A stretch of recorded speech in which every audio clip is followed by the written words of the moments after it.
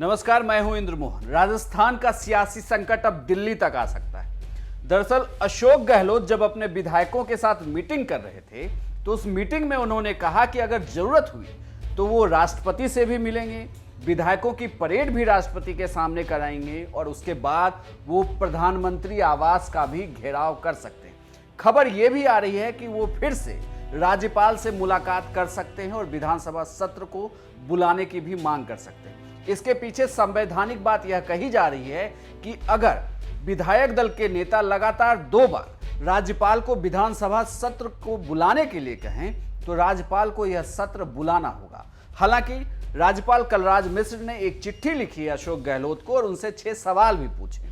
इस सवाल में उन्होंने पूछा है कि अगर आपके पास नंबर हैं तो फिर आप शक्ति परीक्षण क्यों करना चाहते हैं विधानसभा में। साथ ही ये भी सवाल पूछा है कि आखिर इस वक्त विधानसभा सत्र को बुलाने की जरूरत क्यों आन पड़ी। तीसरा सवाल ये भी कलराज मिश्र ने पूछा है कि यह विधानसभा सत्र आप कब बुलाना चाहते हैं। इसके अलावा भी 3 सवाल राज्यपाल ने पूछा है। हालांकि आज जब अशोक गहलोत ने अपने विधायकों के साथ मीटिंग की तो इस मीटिंग में अशोक गहलोत गुट के विधायकों ने एक सुर में कहा कि हम सब साथ हैं, अगर आपको शक्ति परीक्षण की जरूरत होती है तो जरूर विधानसभा सत्र बुलाई जाए। इसके अलावा मैं आपको बता दूं कि राजस्थान में कांग्रेस के जितने भी कार्यालय हैं वहां पर आज कांग्रेस कार्यकर्ताओं ने धरना भी दिया है। राजस्थान का सियासी संकट अब देखना यह होगा क्योंकि सचिन पायलट गुट की तरफ से अभी तक कुछ भी नहीं कहा जा रहा है।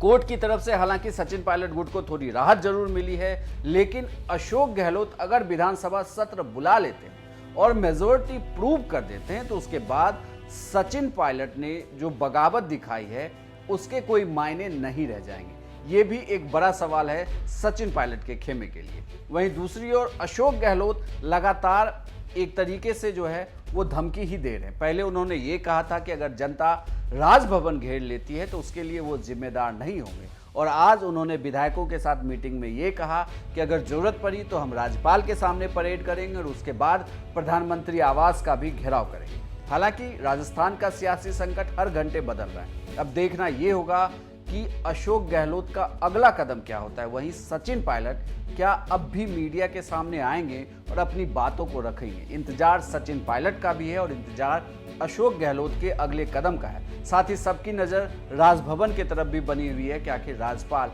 क्या फैसला लेते हैं।